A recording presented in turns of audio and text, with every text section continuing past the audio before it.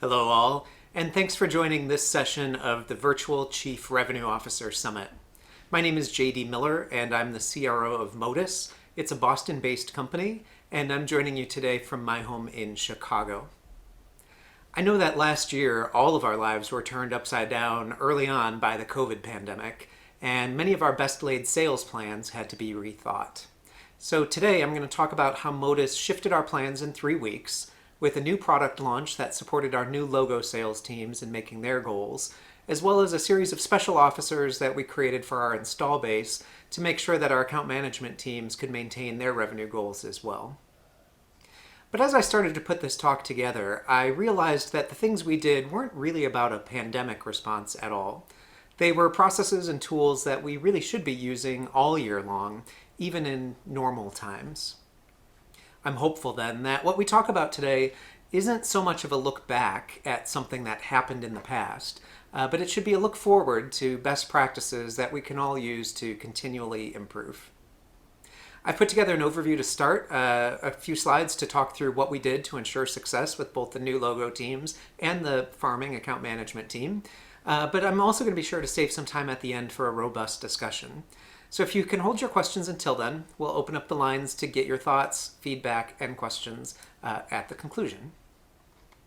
Now, I promise that I'm not going to spend a lot of time on a commercial about Motus and who we are and what we do, but I do think it would be helpful to give you a quick overview and grounding in our products just to set the stage for the challenge we had ahead of us.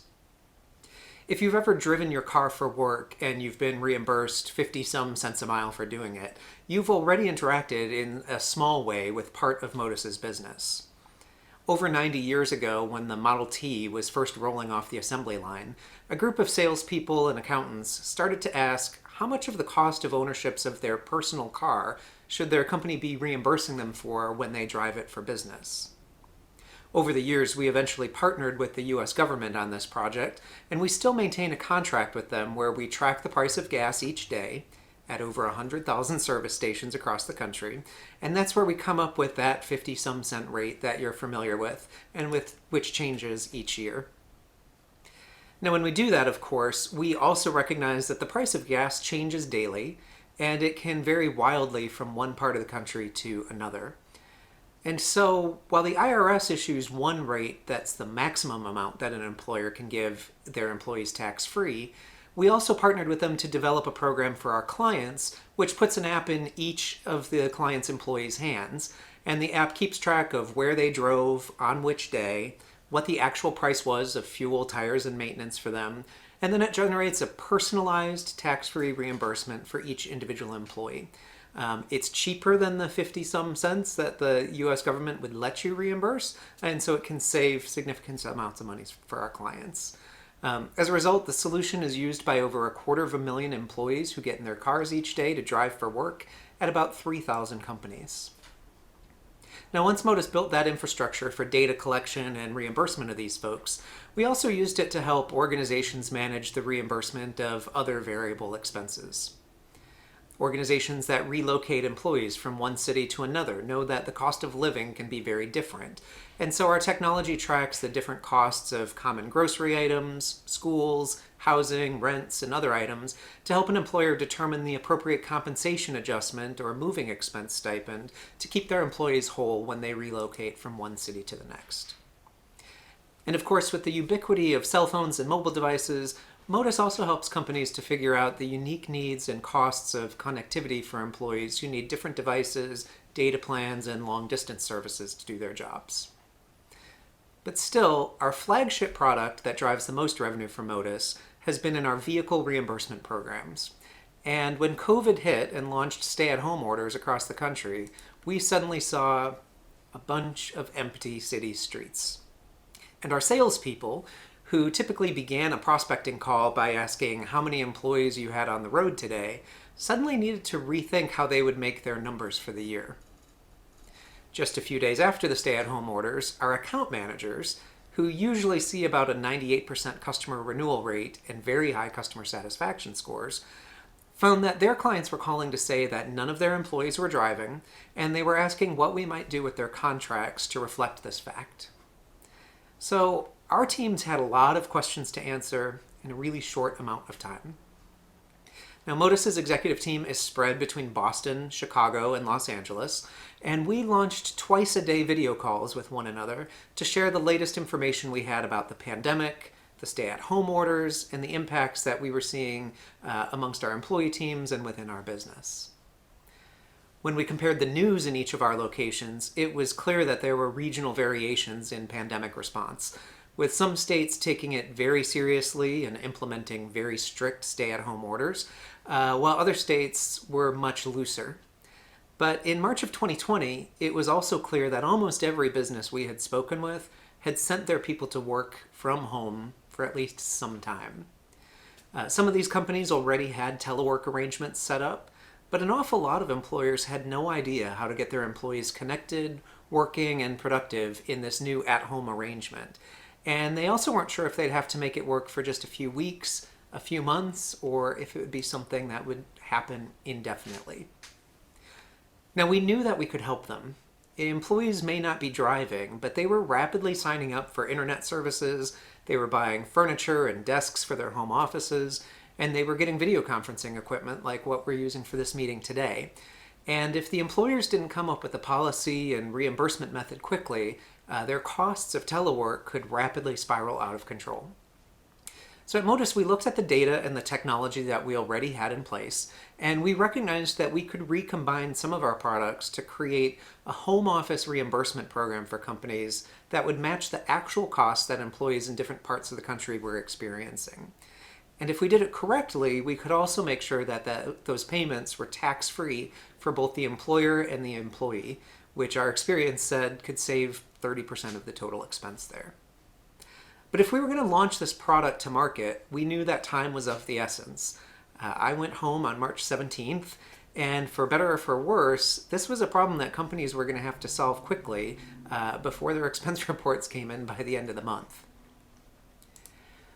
My quarterly sales meeting was already also set 3 weeks later for April 6th, which seemed like a perfect time to launch a new solution to our sales team. But it left us just 3 short weeks to get everything into place for this product launch. Now, fortunately, our product teams were already using an Agile development methodology, and our marketing teams had been using Agile for marketing processes as well. For those that aren't really familiar, Agile is a methodology that doesn't wait for one step of a process to be completed before the next begins.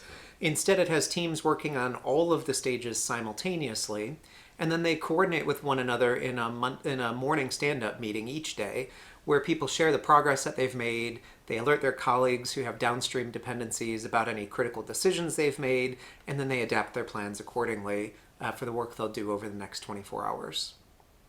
Our executive team had already established our twice-a-day COVID meeting, and so the morning session became a great time for us to do these updates. For us, Agile meant that our product development teams could give us a product briefing and a high-level overview of what the major features and screens of the product would do very early on in the process. That then allowed our marketing teams to start developing white papers and collateral, and our sales enablement teams were able to start building pitch decks before the product was even built. Now, those earliest decks just had placeholders for where a product demo might drop in, where a screenshot of a particular feature would go.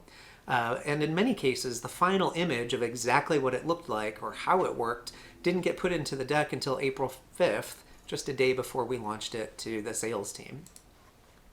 But because we were working in this Agile mode, our PR teams were also able to start pre-pitching interviews for each of our executives that were going to be tied to the product launch. And since people around the world were thirsty for all kinds of COVID news, we quickly found placements for our chief legal officer to talk about the evolving legal landscape, for our HR team on employee engagement in a virtual world, and for our CEO and for me to talk about financial and other future of work sorts of prognostications. The other nice thing about this Agile process is that we knew that there were other parts of the process that didn't have to be ready to be launched on day one, but that could wait a couple of more weeks. Our estimates were that a sales cycle for this new product would take about 3 weeks from first sales call to contract closure. And so even though we knew that we had to have pricing locked down on April 6th, we probably had another 3 weeks or so before that pricing actually needed to be loaded into the Salesforce price book, or the legal language describing the solution had to be added into our DocuSign contracts. We knew the product had to be demo ready and functional on day one, but the help text could take another week or two to be finalized, and we didn't have to start training our support agents or our help desks until just before the very first customer was going to come on board. And so the result of that meant that although we were just going to be launching the product in 3 weeks, we probably had about twice as much time to complete different sorts of tasks farther on down the client lifecycle. We also embraced something that I call a done is better than perfect mentality, which meant that we produced a lot of things very quickly that we knew weren't going to be permanent, and that we fully expected to tweak or replace later on. But we produced a lot of stuff that we knew were the minimally viable product needed to be effective right out the gates. So at our launch date with the product, we had a website up that had basic content about what it did. There was an online video demo, but it was just me recorded from my home here, clicking through the product rather than the very slick, marketing produced video that would come out a month or two later. Our sales teams had ROI calculators to use in pitching the solution, but they were just Excel spreadsheets with templates rather than a very pretty web interfaced one, and so on and so on. But at the core, the selling tools were there and the basics were in place to start pitching the solution to the market. Now, earning the trust of our reps was a little bit harder. We spent about 4 hours at our sales kickoff training on the product, and while that left our sellers feeling like they understood the concept generally, they were still worried about diving into the details. We got the impression that many of our sellers would rather ignore this new product and revert to pitching the familiar ones that they already had in their bag and had used to make their quota in previous years. So to combat that, we set up a SWAT team of people, which was one sales rep in each region, who became a local champion and an expert, and who had a hotline to product development and other resources that could resolve any questions or problems their teammates ran into and resolve them immediately. We also set up a dedicated Slack channel for questions and answers, as well as sales success stories, and we subscribed all of our sellers to it. So as they made their initial calls on the product, they shared their feedback on how it went in the channel, along with objections that they found and other nuggets of information that they learned, so that we collectively learned from each other's experiences together and very quickly. At Motus, we use Gong to record our sales calls. So when we had that first great discovery call, and then the first great demo, and then the first great sales call, as well as the first terrible one, we posted the recordings internally so that all of our reps could learn as if they had been sitting right in that meeting as well. Now, for those who aren't familiar with it, Gong dials into your meeting as just another meeting participant, and it creates an automatic transcript of the conversation that's searchable, and then you can play back the call, either just the individual segment you're looking for or from beginning to end. And so from a coaching perspective, if you find that a particular objection keeps coming up, you can quickly search for all calls where someone used that particular phrase and hear how different sales reps responded to it. It let us get really smart and effective really quickly, because on launch date, we didn't have any idea what sorts of questions or concerns we were going to hear from the market. But here with this tool was a way for us to learn really fast. And so rather than 60 sellers running into the same objection 60 times, we could spot the pattern coming after just 2 or 3 calls and then update everyone's sales plays accordingly, so that the rest of the team learned from the mistakes that the initial sellers had. We also overcame call reluctance by telling our SDR team that we were going to pause all outbound outreach sequences for a week on every product except for this new one. It forced our teams to learn the new messaging and to get comfortable picking up the phone talking about the product. We ran a small internal contest for the individuals who booked the most new meetings on the solution, and we gave out nominal cash prizes as well. Specifically, we did awards for activities instead of results because we knew that it would take a little while for the first deals to actually close, and we wanted people to start feeling a sense of accomplishment with it early on. Now, the results were great. We closed our first deal in the second quarter, and by the end of the year, the product represented 18% of our total pipeline. As a CRO who's tasked with about 20% organic growth each year, it was amazing for me to have this surprise little product pop up 3 months into the year that I didn't know about when we set the budget to start with, but which could actually represent almost all of the revenue growth I needed to get out of the company from something that we really just launched in a couple of quick weeks. So the new product launch took care of our new logo team, but we still had to address the issue of our install base. And many of our install base were telling us that the people who used to drive for work were now grounded indefinitely in their homes. In the days following the COVID lockdown, I swear that there must have been a CFO conference where everyone was given the same advice. Call all your vendors, tell them you can't pay your bills, you need to cancel the contract, you won't be able to pay your outstanding invoice, and you needed an immediate price reduction, and on and on and on and on. Now, immediately, we were able to avoid a lot of that because of the way that our contracts are structured. Our clients buy our services for a year at a time, and they pay for it all up front in advance. Our customers then get an invoice for the next year's service about 60 days before that new service year is supposed to begin. So although we have about 3,000 clients, they all have service terms that start in different months, which really only leaves us about 200 or 300 clients each month up for renewal, and those are for projects that really don't renew until 2 months out from the conversation.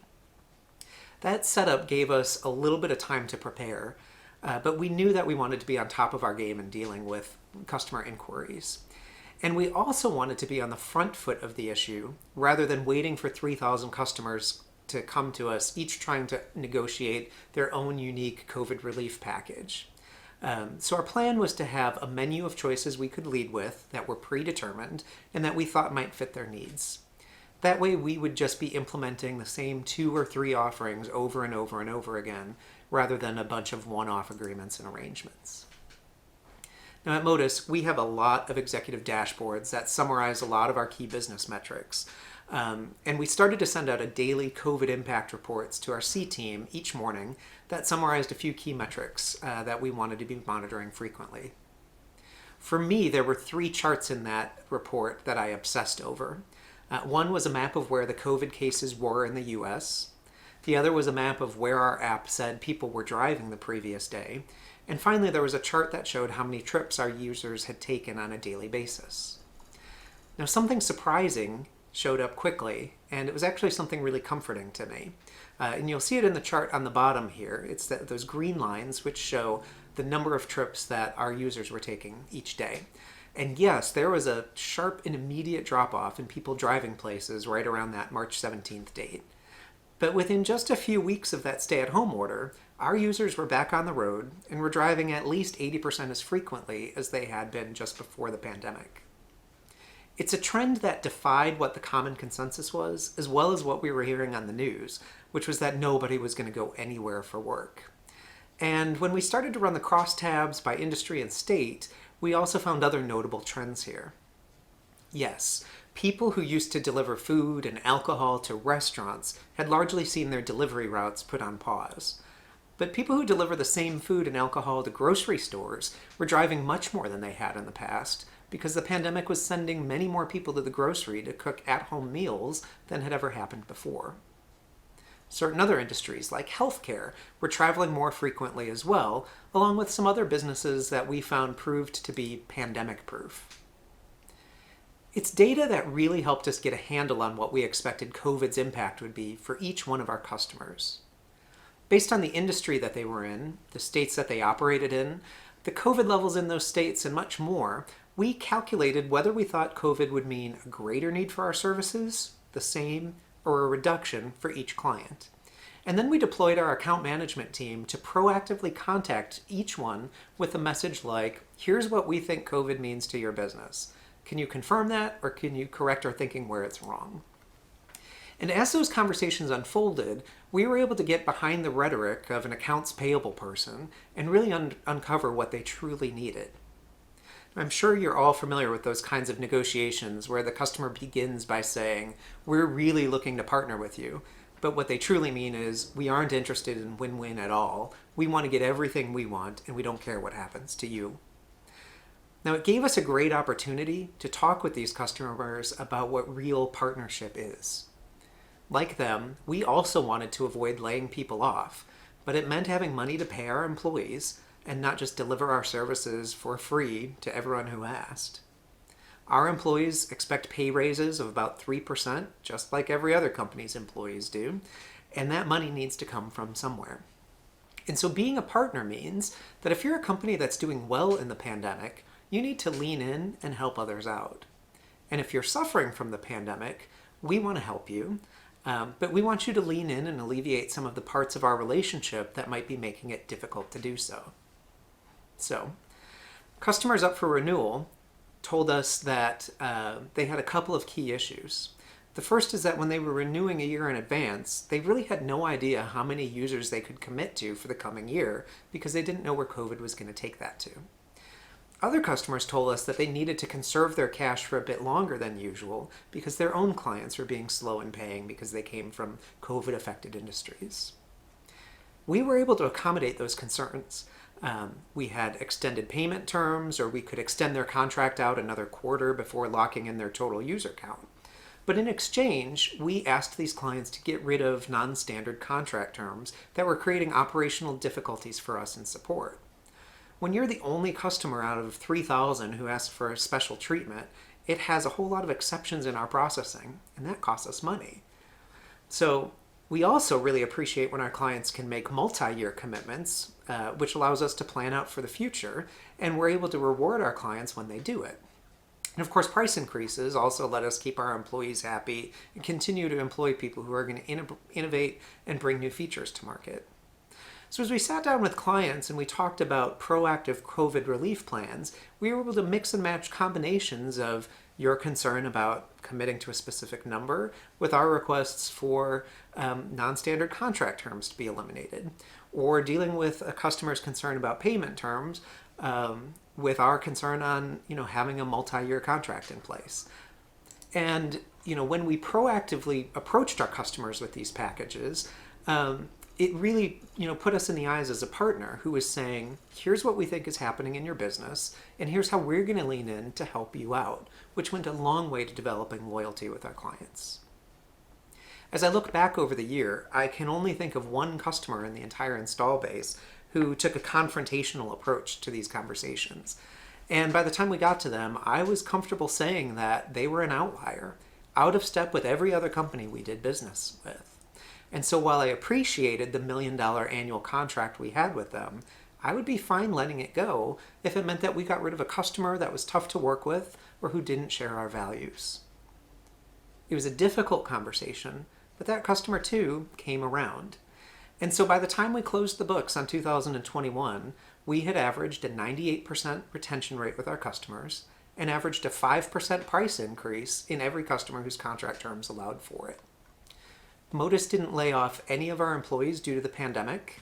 We kept our salary increases and our bonuses in place, as well as our 401k matches, and that did well by our employees, who are loyal to us as a result. Okay, so that's how Motus survived the pandemic and built opportunities for both our new logo teams as well as our account management teams. And I really appreciate the opportunity to share our story with you. But as we turned the page on the year and planned for 2021, I recognized that there wasn't a lot unique there after all. Having metrics that give insight into our customers and knowing what they really need from us and having candid conversations with our employees about where the business is heading and what we need from them to get there is all just part of regular good management. It may have taken COVID to force us to be explicit about our practices and what we were doing and write them in a presentation like I gave today, but they were there all along.